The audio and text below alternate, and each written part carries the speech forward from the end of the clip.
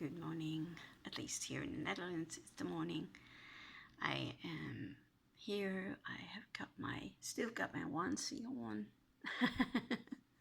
I've got my cup of tea. Very important in the morning. So I wanted to make a real video this time. Yesterday was just a little introduction, and now I wanted to make a normal video. And I would like to talk to you about my invisible disease that I've got. A condition, you could say it like that. I was born with Turner syndrome. Well, you guys might say, what is Turner syndrome? I don't know what that is. Never heard of it. Well, I will explain. It's a chromosome disease. The males have got the X and the Y chromosomes, and the ladies have got the X and the X chromosomes. And when you've got Turner syndrome, there are two varieties.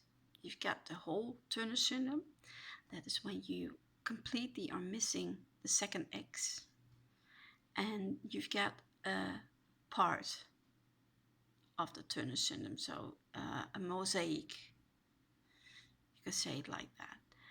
And that's when you are missing a part of the second X, or it is damaged. Well, I've got the mosaic of Turner syndrome, so I am missing a part of the second X. Well, what does it mean for a girl to have Turner syndrome? Well, if you got the complete Turner syndrome, one thing that is all the same is that you are smaller. You are a lot smaller than you normally would be. You have got a low hairline. I don't know if you guys can see it. I will try to show. And you've got a smaller neck. That is what I've been told. And you can see it. What is more to tell? When you've got Turner syndrome, when you've got the complete Turner syndrome, most of the girls won't hit their normal puberty. They won't get their periods. Their breasts will not start to grow on their own, so they have to take medicine for that. Because I have the mosaic, a part of, I had those things on my own, but still I had to take some medicine to help it progress. Well, I basically want to tell my story. So I was born with this. The doctors, when they first saw me, they saw something was wrong. I had a lot of fluid in my hands and in my feet. They were a lot bigger, and so they did some research, and so they found out that I had the Turner syndrome. I didn't have a lot of complications when I was very little, except for being small and having a lot of earache. That is something that's also a part of the Turner syndrome. You can also have a lot of things going wrong with your heart, your kidneys, and they heard my heart. There was a little bit of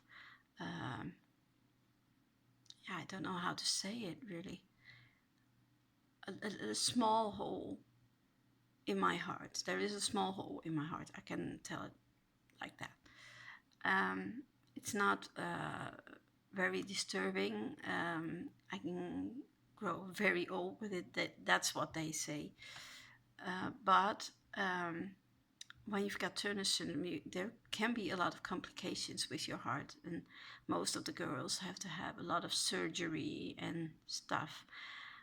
I am one of the lucky ones. I didn't have to have surgery,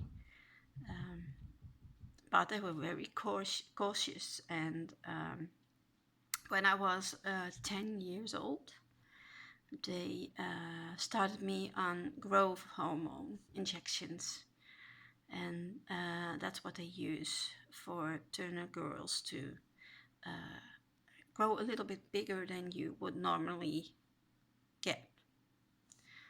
So I've had those for 5 years. Well, you can imagine it's very, very scary for a little girl when you're 10 years old and you have to do those injections in your legs. The first time my dad would help me and would do the injections, and then a little bit later on I did them myself. And yeah, well, they are not fun, but okay, I did them, and I'm very thankful that I got the opportunity to do that, because if I didn't had those, I would be a lot smaller, I think. So well, and then when I was 12, I got my first period.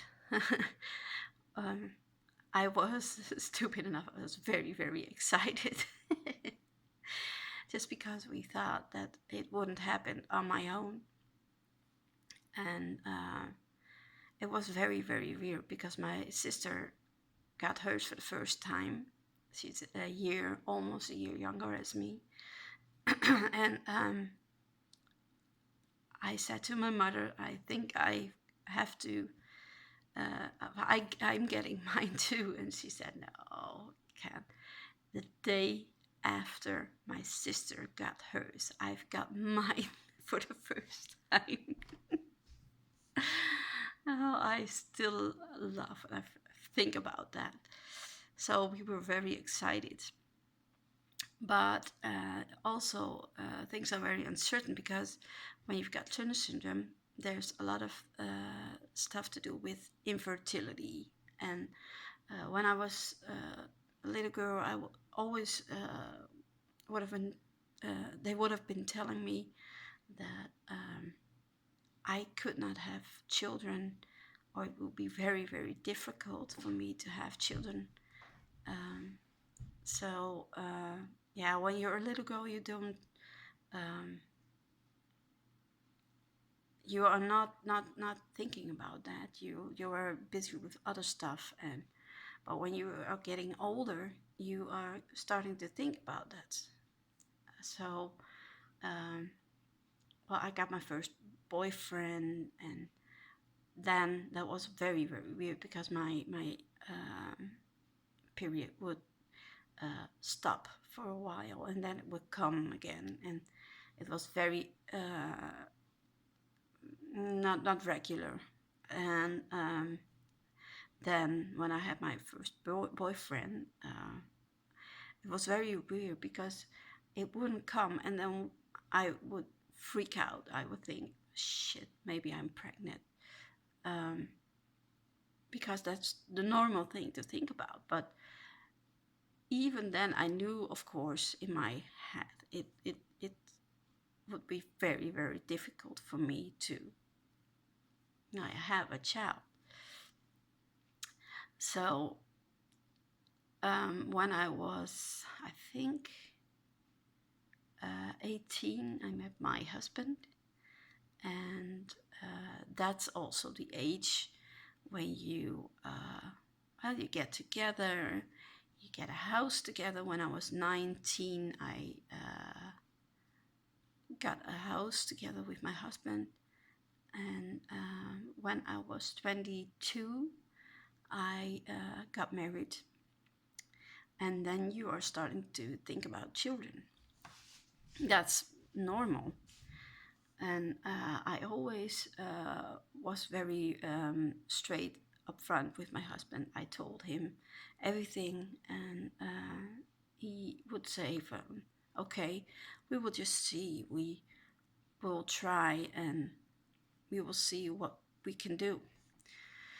So we've been trying for, I think, a year after we got married, and there was nothing. Nothing happened. So we went to the hospital, and we explained. Now, of course they knew, but we explained that we wanted to try for a baby. So they put on me on some hormones, and they would start the treatments. I've had, I think it's called IUI, and they would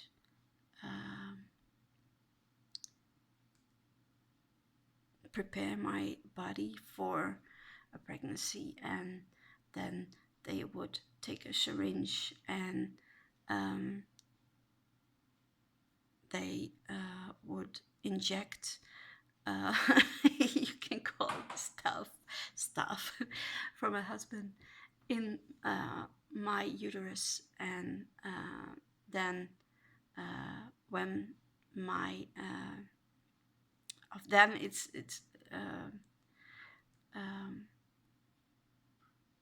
they are trying. I'm trying to think of words in my head, because normally I wouldn't talk English that much. They would try to get my egg and the stuff together, and then it would be the normal way to get pregnant then. But I've had that 6 times and it wouldn't work. So we've been going then to another hospital, and they did another research on my body, and they would say that my eggs were the numbers were very low. So yeah, that was a very hard to hear, but also that's a normal thing when you've got Turner syndrome, a mosaic of Turner syndrome. You know that if you got the eggs, they would go very quickly, and well, I knew, but it was very difficult for me to hear that. So then we've got to the next option, because IVF wasn't an option anymore because of my eggs that weren't there. Or not a lot, not enough for IVF. So we've been talking about egg donation, and we started to think about what that would mean. It would mean that I could get pregnant, but it wouldn't be a biological child of my own. At that moment, I said, it doesn't matter. If it's in my body, it is my child. So let's try it. It was very emotional, very difficult to find a donor.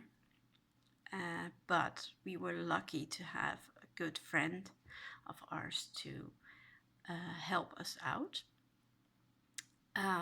So we were going through all of the treatments and all of the hormones together, and it was very difficult, because you are stuck with all those hormones. You're constantly crying, and but eventually the time came that they could remove the eggs from her, and um, then it would in the lab come together with the stuff again from my husband, and then it would hopefully become one more embryos.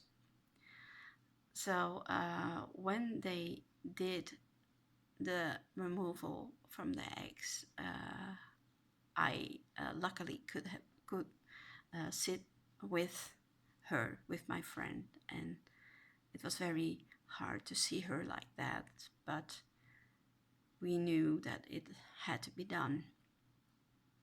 And unfortunately, they've only got one good egg from her. So it was very scary, but we have got the chance. We had one good embryo. So when it was ready, it would get placed inside my uterus, and then it was about 2 weeks of waiting. In the meantime, you have to take your medications and stuff, and after 2 weeks you can take a pregnancy test. We did that. It was negative. We were broken. I was heartbroken. It was very, very, very difficult. Then my friend, got sick, so we couldn't do it a second time. We had to find another donor. We would send messages. We would do stuff on the internet. You've got special sites, special pages where you can leave that stuff, and then hopefully somebody responds to that. So we did that, and luckily we've got a very fast response from a woman, very, very, very nice woman. We have set up a meeting, and we started to talk about everything, and yeah, there was a good chemistry between us all. We talked about what we would do if everything is going right, and what her part would be in the life of our potentially child. We come to agreement that she would be there on birthdays and stuff, but that's it. So we tried it. We were going back to the hospital, and in no time we were back in treatments. So when she was ready, the eggs were removed. She had we had 3 good embryos. So we tried it. First time, negative, nothing. Second time, negative again, nothing. When that time I was sure that something was going on, because I was so sick. I was crying all the time. I had lots of symptoms, but the test was negative. So, and then we wanted to try the last time, and my husband, I already said, if this is not good, then we will leave it be. We will just be together, and that's it, because it's such a thing for your body, but also mentally. You have to go through all those emotions over and over and over again. So when my body was ready, then we tried, they would put that in the freezer, the embryos, and then would try to defrost the embryo. And normally you would get a call from the lab assistant, and she would tell you, you can come here around 9 and then we will do the procedure. Now I've got a phone call from my doctor. She said, we have to inform you that the embryo isn't defrosting very good, and there is no life in it at all. It stopped growing and the cells aren't growing anymore. There's no life, so we can't put that back into your uterus. I was broken. I called my husband and he came home and we just cried, because it didn't only mean that we would stop the treatment but it was, we would never have a child here in our home. Of course, we thought about adoption a lot of time, but that here in the Netherlands, it's so much money, and I was just angry about that because there are so many children who need a good home, but here in the Netherlands, it's so much money that we couldn't afford that. We couldn't do that. So that was not an option. So we decided to stay together, just the two of us and our furry babies, because I've got 2 cats and 1 dog. I love them to pieces, and I'm now very happy for them to be here, and it took me a very, very, very long time to get over it. Or don't think that's a good word. I don't think you can get over it. It always stays with you, that you can't be a parent. You want to, but you can't. But, oh well, here we are. We're here. I'm getting older, no children, but I've got my husband, I've got my home, and I've got a lot of great friends and hobbies, and I love music. I love metal, and we've been reenacting. That's kind of showing a living history. We would do the early medieval period. We would do the sort of Viking theme. We are Frisians, so we play, as you will, the Frisians. But it's so much fun, and I am so thankful that we could do those things. And yeah, I still got Turner syndrome. I have to deal with it every day. I am lucky that I don't have much complications from it. I can do my thing. I can do sports. I can do stuff. And yeah, overall, I am lucky that I am here and I'm doing well. So that's a little bit of my story, and the next time I will do a more funnier thing. Okay. So thank you for hearing my story, and I will see you guys in the next video.